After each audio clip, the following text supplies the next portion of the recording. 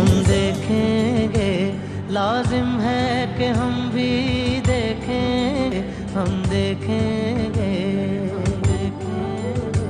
हम देखेंगे, लाजिम है कि हम भी देखेंगे, हम देखेंगे। बिस्मिल्लाहिर्रहमानिर्रहीम। इय्याका नअबुदु व इय्याका नस्तईन।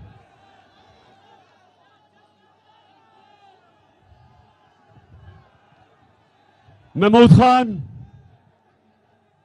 वजीर आला पख्तूनख्वा, मैं सबसे पहले आज आपसे अपील करता हूं कि एक बड़ा स्टेडियम बनाए दीर के लोगों के लिए।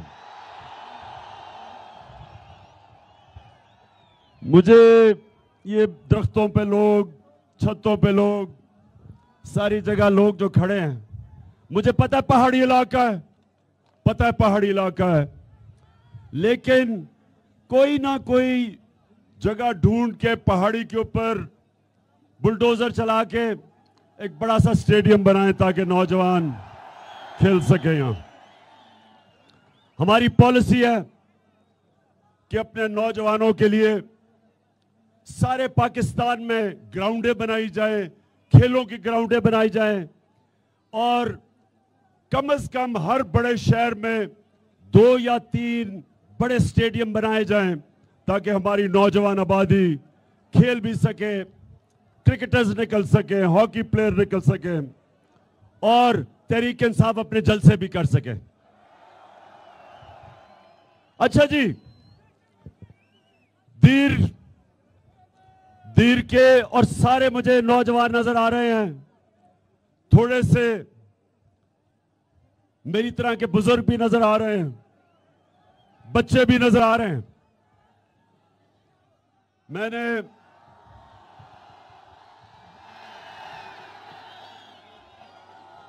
हमारा सुने सुने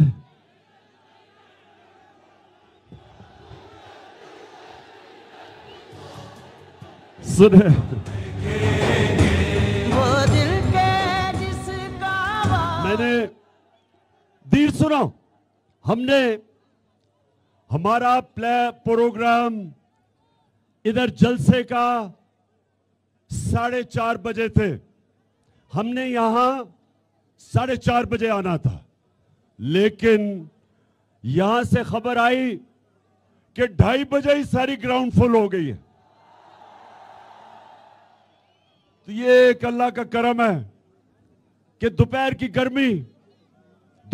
गर्मी और सारी ग्राउंड भरी हुई और लोग जुड़े खड़े, ये शो करता है, ये इससे वाज़ेह होता है कि सारा पाकिस्तान आज एक आवाज लगा रहा है कि इंपोर्टेड हुकूमत नामंजूर, इंपोर्टेड हुकूमत। अब नौजवानों सुनना मेरे से, आपको पहले बता दूं कि ये साजिश थी क्या, गौर से सुनना, आगे चुप सुनना, क्योंकि मेरा काम है अपने पाकिस्तानियों को शऊर देना, अपने मुल्क को इसकी दिफा के लिए, राय हक के लिए, इंसाफ के लिए, अपनी कौम के लिए। मैं चाहता हूं कि हमारा नौजवान अपनी कौम के लिए खड़ा हो और कभी किसी की गुलामी कबूल ना करे। हम नौजवानों, ये जब पाकिस्तान बना था, मेरे वालिदैन उन्होंने तहरीक पाकिस्तान में शिरकत की थी और सबको पता है कि जो तहरीक इंसाफ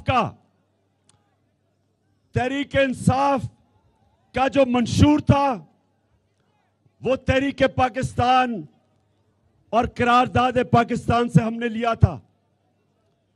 तो पाकिस्तान बनने का नारा था, जिस तरह भी कहा गया कि पाकिस्तान का मतलब क्या? मेरा तेरा रिश्ता क्या? यानी बलोचिस्तान, पुराना कबाली इलाका, पख्तूनख्वा, पंजाब, सिंध, हमारा रिश्ता ला इलाहा इल्लल्लाह है। ये हमें इकट्ठा रखता है, ये सारे पाकिस्तान को इकट्ठा रखता है। जो मुसलमान हिंदुस्तान में थे और जो पाकिस्तान नहीं आ सकते थे, उन्होंने भी पाकिस्तान को वोट दी, क्योंकि वो भी उनका हमारे से रिश्ता था, ला इलाहा इल्लल्लाह। तो नौजवानों, ला इलाहा इल्लल्लाह का दावा करना एक बड़ा बोझ है, आसान नहीं है। जब आप अल्लाह को कहते हैं कि अल्लाह तेरे सिवा मैं किसी के सामने नहीं झुकूंगा, नौजवानों, ये बड़ा दावा है। ये एक छोटे इंसान को बड़ा इंसान बना देता है, इंसान में गैरत दे देता है, इंसान को पर लगा देता है, इकबाल का शाहीन बन जाता है। एक इंसान जो जमीन पे रींग रहा होता है, ला इलाहा इल्लल्लाह जब उसके दिल में आता है तो वो परवाज कर जाता है। तो इसलिए, और नौजवानों ये गौर से मेरी बात सुने, वो पाकिस्तानी हूं जिसने सारी दुनिया देखी है। इस नतीजे पे शुरू में नहीं मैं आया, मैं अपने तजर्बे से इस फैसले पे आया हूं कि जब तक हम अपने नजरिए पे नहीं उतरेंगे, जब तक पाकिस्तान जिस नजरिए पे ये बना था, हम वापस उस नजरिए पे नहीं जाएंगे। हम कभी वो कौम नहीं बन सकते जो इल्लामा इकबाल की ख्वाब थी। इस्लामी फलाही रियासत, एक मिसाली रियासत जिसके लिए हमारे अजीम लीडर कायदे आजम ने जद्दोजहद की थी। इसलिए ये जो अमरीकी साजिश और अमरीकी साजिश के साथ इस्राएली और हिंदुस्तान की साजिश, इन तीनों ने मिलकर साजिश की। इन्होंने मिलकर बूट पॉलिश करने वाला चेरी ब्लॉसम शहबाज शरीफ को हमारे ऊपर मुसल्लत किया। उसको इसलिए नहीं लेके आए कि उसमें कोई काबिलियत थी, उसको इसलिए लेके आए कि जो हुक्म इसके आका करेंगे, जिनके ये बूट पॉलिश करता है, ये सारे हुक्म मानेगा। और पहला आपके सामने जो इसने हुक्म लिया IMF से, जिसके पीछे अमेरिका, पहला हुक्म लिया कि इस मुल्क में वो महंगाई की जो इस मुल्क की तारीख में जिसमें भी इंसानियत हो वो कभी नहीं कर सकता था। 60 रुपए कीमत बढ़ा दी पेट्रोल की, और फजलुर रहमान की भी 60% कीमत बढ़ा दी।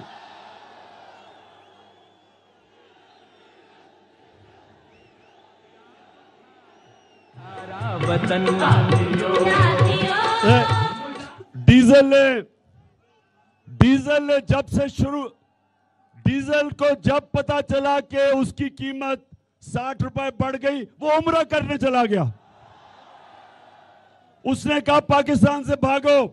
पहले ही डीजल की आवाजें लग रही थी, अब वो पब्लिक में कैसे जाएगा? वो उम्रा करने चला गया, और उम्रा करने भी भेस बदल के गया, क्योंकि मुझे शक है कि वहां भी लोगों ने देख लिया तो वहां भी डीजल की आवाजें लग जाएंगी। हालांकि हम उन मुकद्दस जगहों में ये कहते हैं कि कभी किसी पे आवाज ना लगे, लेकिन सुने, खामोशी सुने जरा। अब हमारी जब हुकूमत थी, हमें भी IMF ने जोर लगाया कि डीजल और पेट्रोल बढ़ा दो, बिजली बढ़ा दो। हमारे ऊपर भी प्रेशर था, लेकिन इमरान खान का जीना मरना पाकिस्तान में है और उसके दिल में ला इलाहा इल्लल्लाह है। वो किसी के सामने नहीं झुकता, किसी से खौफजदा नहीं। जो मैं चाहता हूं, नौजवानों, मैं चाहता हूं आप सब ये हो, कभी आपने किसी के सामने नहीं झुकना, क्योंकि ये शिर्क है। ला इलाहा इल्लल्लाह आपको गैरत देता है। और जब IMF ने हमारे ऊपर प्रेशर डाला तो हमें कहा कि 10 रुपए पेट्रोल की और फजल रहमान की कीमत बढ़ा दो, तो हमने 10 रुपए पेट्रोल और फजल रहमान की कीमत कम कर दी और बिजली की कीमत 4 रुपए यूनिट कम की। हमने क्यों की? क्योंकि हमें पता था कि आलमी महंगाई है, आलमी महंगाई है, सारी दुनिया में महंगाई आई हुई है, तो हम अपने लोगों को इस महंगाई से बचाएं। हमने और जगह से पैसे खींचे, हमने कोशिश की कि और जगह से अपना पेट काट के कम से कम हम अपने लोगों के ऊपर डीजल और पेट्रोल का इसलिए बोझ ना डालें, क्योंकि जब डीजल, पेट्रोल और बिजली जब ये महंगे होते हैं तो सारी चीजें महंगी हो जाती हैं, घरों में मुश्किल पड़ जाती है। तनख्वाहदार तबके का महीने का खर्चा वो निकाल नहीं सकता अपनी तनख्वाहों से, गरीब हो जाता है। जो रिक्शा चलाता है, जो मजदूरी करता है, जब वो तंदूर पे जाता है तो गैस से रोटी नान बनता है, तो वो सारी चीजें महंगी हो जाती है। आपकी ट्रांसपोर्ट महंगी हो जाती है, स्कूल की फीस महंगी हो जाती है। इसलिए हमने रोका हुआ था अपने लोगों को बचाने के लिए, और हम कोशिश कर रहे थे कि अपने मुल्क की दौलत में इजाफा करें। हम कोशिश कर रहे थे कि अपने मुल्क की दौलत में इजाफा और मुल्क की आमदनी में इजाफा हो, ताकि हम कहीं और से पैसे जमा करके लोगों का बोझ कम करें। हमने अपने दौर में, दीर के लोगों ये सुन लो, पाकिस्तान की तारीख में सबसे ज्यादा पैसा इकट्ठा किया, सबसे ज्यादा टैक्स इकट्ठा किया। वो टैक्स की वजह से हमने कोशिश की कि उसमें से टैक्स जाए आपके ऊपर, पेट्रोल और डीजल की कीमत कम रहे आपको बचाने के लिए। तो आमदनी उठाई, पाकिस्तान में 6% हमारी आमदनी में इजाफा हुआ। अपनी ये जरा सुने, हमारे दौर में हम जब आए थे 1680 औसत आमदनी थी। हमारे 3.5 साल के बाद 26,000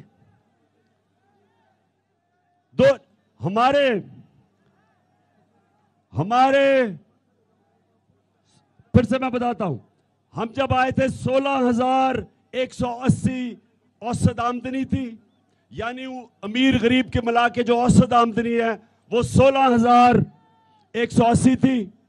हमारे 3.5 साल के बाद 26,300 औसत आमदनी हुई, 62% ऊपर गई, 62% ऊपर गई। कौम की दौलत की बढ़ाने की कोशिश की और उधर से फिर टैक्स ज्यादा इकट्ठे किए और उससे कोशिश की कि अवाम के ऊपर बोझ कम हो। हेल्थ कार्ड लेके आए कि हर खानदान के पास 10 लाख रुपए की हेल्थ इंश्योरेंस हो, किसी भी अस्पताल में अपना इलाज करवा सके। एहसास के प्रोग्राम लेके आए, कामयाब पाकिस्तान के गरीबों को सूद के बगैर कर्जे दिए जाएं, बिजनेस के लिए, किसानों के लिए। सारी कोशिश की कि मुल्क में अपने लोगों के, अवाम के ऊपर बोझ कम किया जाए, नीचे से तबके को ऊपर उठाया जाए। और मुझे खुशी ये थी, दीर के लोगों सुनो, हमारे दौर में सारे बर्रे सगीर में जिस मुल्क ने सबसे ज्यादा रोजगार दिया वो पाकिस्तान था। तो हमने क्यों ये कोशिश की? क्योंकि हमारे ना इमरान खान के पैसे बाहर पड़े हैं, ना इसकी दौलत बाहर है, ना इसकी बिजनेस बाहर है, ना इसके कारखाने बाहर हैं। इमरान खान का जीना मरना पाकिस्तान में है। लेकिन इंपोर्टेड हुकूमत के सरबराह आसिफ जरदारी और शहबाज शरीफ और नवाज शरीफ, इन सारों के दौलत मुल्क से बाहर पड़ी है। इनके पैसे चोरी के मुल्क से बाहर पड़े हैं।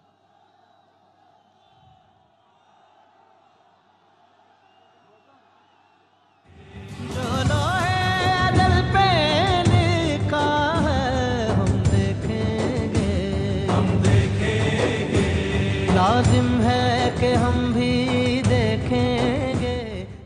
सो आज रात को एक और तोहफा दिया इस इंपोर्टेड हुकूमत ने। पहले पेट्रोल और डीजल 60 रुपए लीटर बढ़ा दिया। अब रात के अंधेरे में 45% गैस की कीमत बढ़ा दी। 45% गैस की कीमत बढ़ा दी।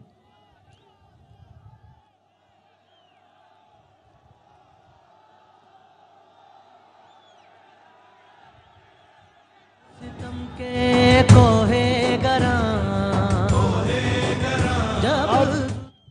अब दीर के लोगों, जरा आराम से और सामने खड़े हो मेरी बात सुनना, शोर नहीं करना।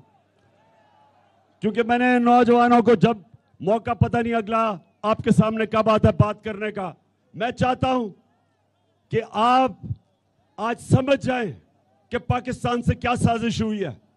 एक गवर्नमेंट जो अच्छी भली चल रही थी, जो हर तरह रिकॉर्ड एक्सपोर्ट, आमदनी ऊपर तब जाती है जब आपकी एक्सपोर्ट्स बढ़ती हैं।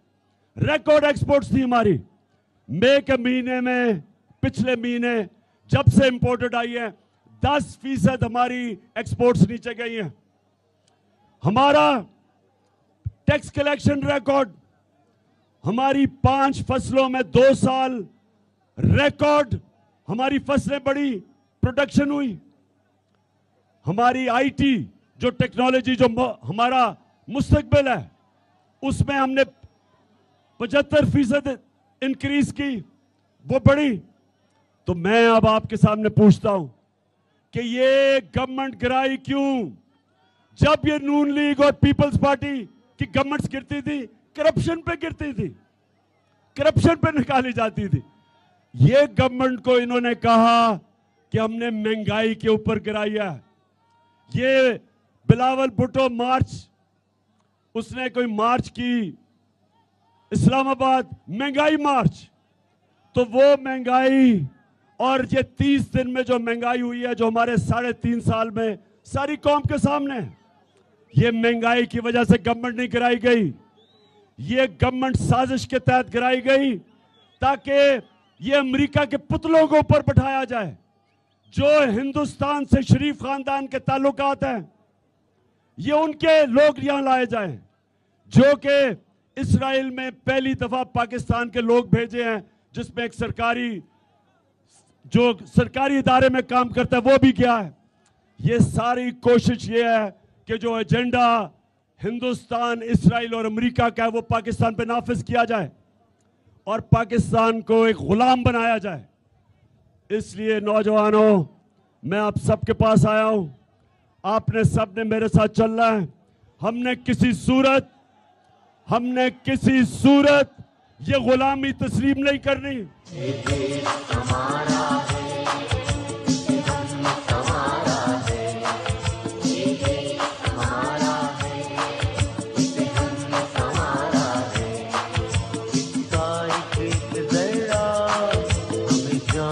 प्यारा है इसका एक जरा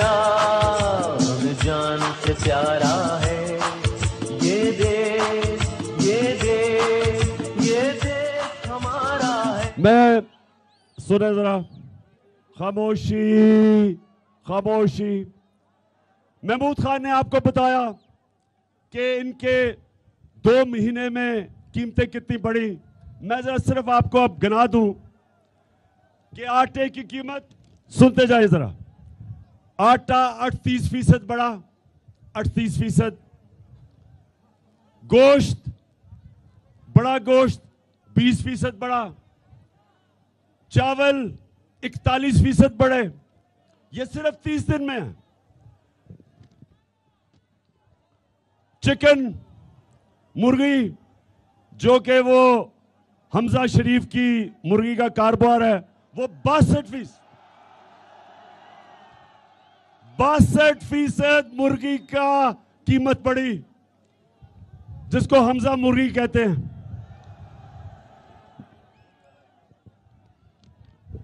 घी, तेल, घी 50% बढ़ा।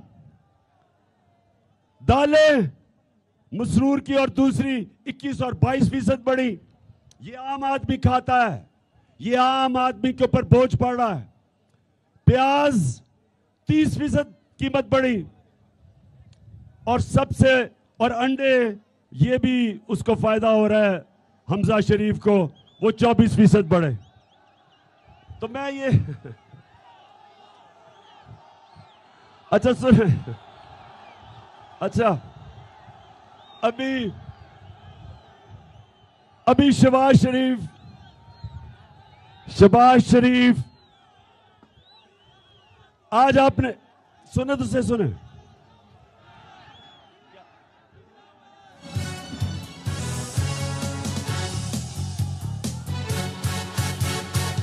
जाग उठा है सारा वतन साथियों, मुजाहिदों। ये मेरा पाकिस्तान है, तेरा पाकिस्तान है, ये मेरा पाकिस्तान है। देखिए, पहले मैं शहबाज शरीफ की बात कर लूं। आजकल उसकी आपने शक्ल गौर से देखी है, बहुत घबराया हुआ है। शक्ल पे अजीब सा खौफ आया हुआ है। कहता मुझे पता ही नहीं था कि क्या बारूद की सुरंगें बनाई हुई हैं। शहबाज शरीफ, मैं तुम्हारे से एक सवाल पूछता हूं अपने दीर के नौजवानों के सामने कि शहबाज शरीफ, अगर आपसे हुकूमत नहीं होती थी तो ये साजिश की क्यों? आज कह रहे हैं जी बड़ी मुश्किल हालात है, तो ना साजिश करते। आज कह रहे हैं जी इमरान खान की वजह से सब कुछ हुआ, तो इमरान खान को रहने देते। फिर तो जिम्मेदारी मेरी होनी थी। अगर इतनी साजिश करके, बूट पॉलिश करके और अपनी शक्ल बूट के अंदर देख के इतने जबरदस्त तरीके से बूट पॉलिश करके अब इक्तदार में आ गए हो, तो अब जिम्मेदारी लो। हम जब आए थे, जो तुम्हारी हुकूमत गई थी, पाकिस्तान की तारीख का सबसे बड़ा बैरूनी खसारा था, सबसे ज्यादा बिजली का खसारा था, जिसको गर्जी कर्जा कहते हैं, सर्कुलर डेट, सबसे बड़ा था। आपने हमारे ऊपर इतने बड़े बारूदी सुरंगें बना के छोड़ के गए थे, लेकिन हमने अपने मुल्क को उठा लिया, मुश्किल से निकाल लिया। अब तुम्हारा काम है, साजिश की है, अब जरा ठीक करके दिखाओ। बजाय इधर उधर ना भागो, तुर्की ना जाओ, अभी यहां बैठ के काम करो। ये बजाय काम करने के, कहते जी शहबाज शरीफ सुबह 7 बजे काम पे पहुंच जाता है, तो 7 बजे अगर काम पे पहुंच जाता है, तो ये जो उसने अवाम का माशी कत्ल, जो महंगाई के समुद्र में अवाम को डुबो दिया है, क्या 7 बजे ये करने आता है ऑफिस? बड़ा हम सुनते थे, बड़ा जी शहबाज शरीफ जबरदस्त काम करता है। शहबाज शरीफ का काम सिर्फ इश्तिहारों में होता था। हर इश्तिहार के अंदर शहबाज शरीफ की शक्लें। असल काम अब पता चलेगा कि हमने एक मुल्क जिसका दिवालिया निकाला हुआ था तुमने, उसको उठा के हम ऊपर लेके गए। जब से तुम आए हो मुल्क तेजी से नीचे जा रहा है। आज जो बाहर के इदारे हैं जो मुल्क की माशियत के ऊपर बात करते हैं, ब्लूमबर्ग, मूडीज, जिसने पाकिस्तान की क्रेडिट रेटिंग माइनस कर दी है, आज वो इदारे कह रहे हैं कि पाकिस्तान की माशियत एक नीचे जा रही है तेजी से। आज वो बाहर के इदारे कह रहे हैं महंगाई के अलावा हमारा रुपया गिर रहा है, 200 रुपए पे डॉलर पहुंच गया है। हमारा जो फॉरेन एक्सचेंज रिजर्व्स जिसकी वजह से रुपए को रखते हैं वो नीचे गिर गए हैं। आज जो हमारी माइशत है वो उधर जा रही है कि मुल्क को खतरा है। हमने जो नेशनल सिक्योरिटी पॉलिसी बनाई थी पहली दफा पाकिस्तान में, उसने कहा, उसके मुताबिक सारों से जब हमने बात करके बनाई थी तो उस पॉलिसी के मुताबिक सिर्फ फौज मुल्क को नहीं हिफाजत कर सकती जब तक आपकी माइशत भी मजबूत ना हो। यह नेशनल सिक्योरिटी का इशू है। जिस तरह माइशत कमजोर होगी हमारी सिक्योरिटी कमजोर होगी। जिस तरह सोवियत यूनियन की मिसाल है कि सोवियत यूनियन दुनिया की सबसे ताकतवर अमेरिका के साथ फौज थी, लेकिन जब उसकी माइशत गई तो वो टूट गया। हमारे सामने लेबनान, दुबई की जगह एक वक्त पे सारे दुनिया लेबनान जाती थी दुबई की जगह। आज वो मुल्क बैंकरप्ट हो गया। 60% आबादी उसकी गुर्बत की लकीर से नीचे चली गई। तो मुल्क, अगर हम आज मेरी तरह के लीडर ना बताएं कि मुल्क किधर जा रहा है, हम अपने मुल्क से ज्यादती करेंगे। ये इस तरह है कि जिस तरह बाप आप अपने बेटे को कहता है कि अगर तुम ये रास्ता इख्तियार करोगे तुम अपनी तबाही का रास्ता ले रहे हो। हमारा भी काम है ये बताना कि जो ये इंपोर्टेड हुकूमत एक साजिश के जरिए इस मुल्क पे मुसल्लत की गई है, ये मुल्क को तबाही की तरफ लेके जा रही है। 2 महीने के अंदर इन्होंने मुल्क की सारी माइशत भी नीचे और अवाम को भी कुचल दिया है। और इसलिए सवाल ये होता है, हम सवाल पूछते हैं अपने न्यूट्रल से कि आपका काम सिर्फ जब आपका काम मुल्क की दफा करना है, और जब पता चला कि ये मरासला आया, अमरीकनों ने, ये डोनाल्ड लू ने हमारे एम्बेसडर को खत लिखा, और मीटिंग में नहीं, खत नहीं लिखा, मीटिंग में कहा कि इमरान खान को निकालो नहीं तो मुल्क को मुश्किलों का सामना करना पड़ेगा, और अगर तुमने इसको अदम एतमाद में निकाल दिया तो हम तुम्हें माफ कर देंगे। ये जब नेशनल सिक्योरिटी काउंसिल के अंदर रखा गया तो सारी हमारी क्यादत थी वहां, फॉरेन ऑफिस, अस्करी क्यादत, पॉलिटिकल क्यादत, सब बैठे थे। तो जब नेशनल सिक्योरिटी काउंसिल ने यह कह दिया कि मुदाखलत हुई है, बैरूनी मुदाखलत हुई है और अमेरिका की मजम्मत की गई, डिमार्च किया गया, तो फिर क्या हमारी जिनका काम है मुल्क की दिफा करना, क्या उनका काम नहीं था कि इस मुदाखलत के खिलाफ पूरी कोशिश करते, रोकते, बजाय न्यूट्रल रहने के? क्योंकि आज नुकसान तो पाकिस्तान को हो रहा है, आज हमारा मुल्क मुश्किल में है। ये साजिश के तहत जो हुकूमत आई है इसने हमारे मुल्क का मुस्तकबिल अंधेरे में कर दिया, और इसलिए एक ही रास्ता है इससे निकलने का, और वो है साफ और शफाफ इलेक्शन। कोई दूसरा रास्ता नहीं है। दीर, आप तैयार हो? इलेक्शन के लिए तैयार हो? सारा पाकिस्तान इलेक्शन के लिए तैयार है। सारा पाकिस्तान चाहता है कि ये जो बाहर से इंपोर्टेड हुकूमत जो हमारे ऊपर मुसल्लत की है, इससे सिर्फ एक तरीके से पाकिस्तान को निजात हासिल मिल सकती है कि पाकिस्तान के लोगों को फैसला करने दो कि वो किस किस्म की गवर्नमेंट चाहते हैं। ये पाकिस्तान अवाम फैसला करे, ये वॉशिंगटन या इस्राइल में या हिंदुस्तान ये हमारा फैसला ना करे मुस्तकबिल का।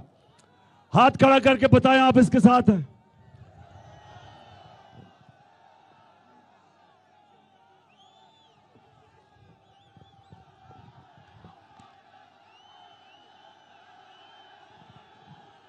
माशाल्लाह माशाल्लाह। अच्छा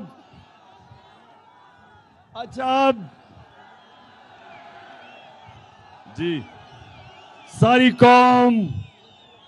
कौम की ये आवाज है। सारा मुल्क ये चाहता है कि इस मुल्क में अवाम की राय से हुकूमत बनाई जाए, कोई भी बाहर से हमारे ऊपर हुकूमत मुसल्लत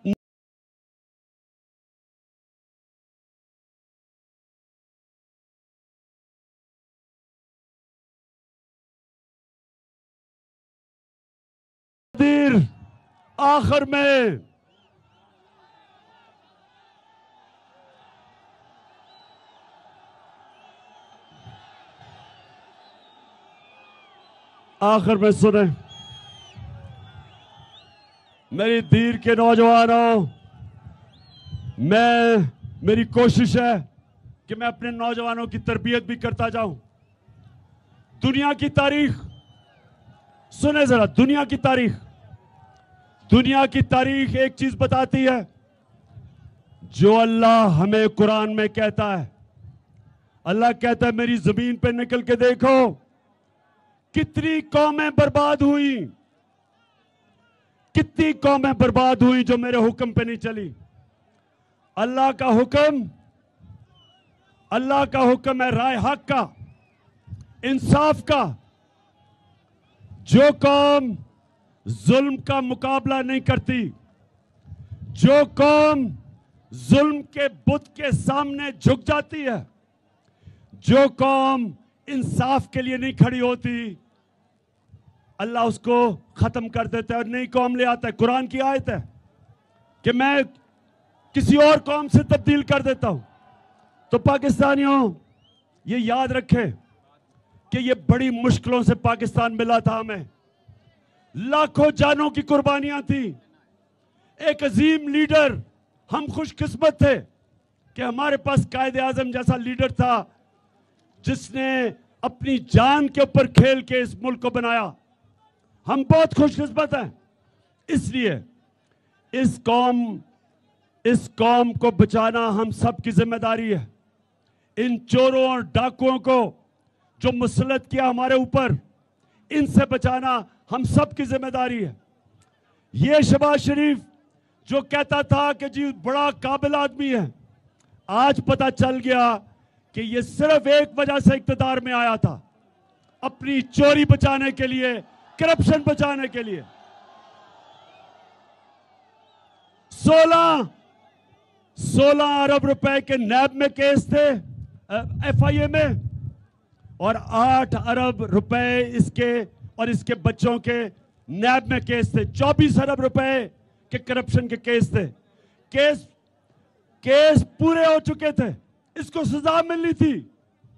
इसको जब ये प्राइम मिनिस्टर का हल्फ लिया, उस दिन इसको और इसके बेटे को जो पंजाब का चीफ मिनिस्टर है, दोनों को FIA के केस में सजा होनी थी। इनकी पूरी कोशिश इख्तिदार में आने की वजह ये एक थी कि अपने करप्शन के केसेस से ये बचे। अब FIA के ऊपर बैठ गए और FIA के ऊपर इन्होंने तब्दीलियां की हैं, अपने ऑफिसर लेके आए हैं। शुक्र है कि सुप्रीम कोर्ट ने ये केस उठाया है और ये आज सारा पाकिस्तान देख रहा है कि क्या इस मुल्क में सिर्फ छोटा चोर जेल में जाएगा, क्या बड़ा डाकू इस मुल्क में हमारा इंसाफ का निजाम पकड़ सकता है या नहीं पकड़ सकता। अभी तक हमारा इंसाफ का निजाम सिर्फ छोटे चोरों को पकड़ता है, बड़े डाकू नहीं पकड़े जाते। और ये भी नबी ने कह दिया था सल्लल्लाहु अलैहि वसल्लम ने कि वो कौम नहीं चल सकती जो सिर्फ छोटे चोरों को जेलों में डालती है और ताकतवर को नहीं पकड़ सकती। ये एफआईए का केस और नैब का केस, इनका ऐसा केस था कि अगर अभी कोई ताकतवर ना होता तो बड़ी 1 साल पहले जेल में होता, क्योंकि इनके पास ताकत थी, इनके पास कनेक्शन थे। ये बच गए और बचने गए हैं। और साजिश के तहत इनको लाया इसलिए गया है कि करप्ट लोग कभी स्टैंड नहीं ले सकते, अपने मुल्क के मफादात के लिए नहीं खड़े हो सकते। और दूसरी काम ये कर रहे हैं, इलेक्शन कमीशन के साथ मिलके ये पूरी तैयारी कर रहे हैं अगर इलेक्शन धांधली से जीतने के लिए। क्योंकि अवाम के अंदर तो जब ये निकलते हैं तो 2 ही नारे होते हैं,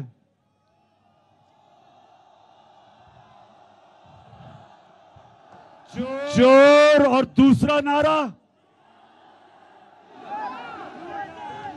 चोर और गद्दार, 2 नारे हैं। तो इसलिए इलेक्शन कमीशन को साथ मिला के ये धांधली की तैयारी कर रहे हैं। और तीसरी चीज, ये पूरा जुल्म, इन्होंने कभी भी हमने ऐसा जुल्म नहीं देखा जो हमने 25 और 26 की रात के बीच में जो इन्होंने हमारे मुल्क में पुलिस को जिस बेदर्दी से इस्तेमाल किया। वहां औरतें थे, बच्चे थे, जिस तरह टेयर गैसिंग की, लोगों के घरों में रात को पुलिस ने जा के जिस तरह औरतें और बच्चों, जिधर औरतें बच्चे थे उनकी भी फिक्र, चादर और चार दीवारी की जिस तरह इन्होंने जिस तरह जुल्म किया, सारे पाकिस्तान ने देखा। अब ये कर क्या रहे हैं, पाकिस्तान में दहशत फैला रहे हैं, दहशत फैला के लोगों को डरा रहे हैं, खौफजदा कर रहे हैं कि लोग इनके सामने निकले ना। तो मेरे पाकिस्तानियों, मैं वो हमेशा कल भी बताए, आज भी कहता हूं कि कूफा के लोग जब हजरत इमाम हुसैन निकले तो कूफा के लोगों को पता था कि हजरत इमाम हुसैन राय हक पे हैं, सच्चे आदमी हैं, सबको पता था। लेकिन यजीद से डर के उन्होंने उनकी मदद नहीं की। यजीद के खौफ से, यजीद के जुल्म से डर के उन्होंने हजरत इमाम हुसैन की मदद नहीं की। हमेशा कूफा के लोग पछताए, उसके बाद लोगों को, दुनिया ने उनको बुरा भला कहा, उन्होंने अपने आप को बुरा भला कहा कि हमने क्यों नहीं हजरत इमाम हुसैन की मदद की। हर दौर में दीर के लोगों, हर दौर में यजीद होते हैं। ये हैं इस दौर के यजीद। और आपको सबको मैं आज कह रहा हूं कि सारी कौम ने अगर अब हक और सच के साथ ना निकले और इन यजीदों से डर के, इनकी दहशत से डर के, खौफ के बुत के सामने झुक गए, तो तारीख हमें माफ नहीं करेगी, जिस तरह तारीख ने कूफा के लोगों को कभी माफ नहीं किया। आपके आने वाले नस्लें आपको माफ नहीं करेंगी।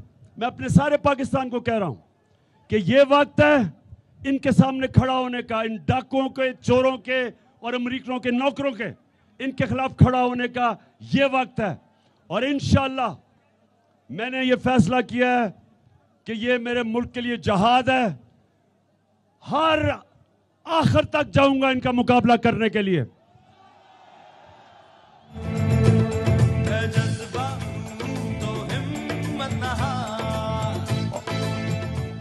आखिर तक जाऊंगा, जब तक मेरे में दम है इनका मुकाबला करूंगा। क्या आप भी सब हाथ खड़ा करके सारी जगह बताएं कि आप सब तैयार हैं? मेरे साथ निकलोगे आप सब? इंशाल्लाह इंशाल्लाह और जीत इंशाल्लाह हमारी होगी। पाकिस्तान जिंदाबाद।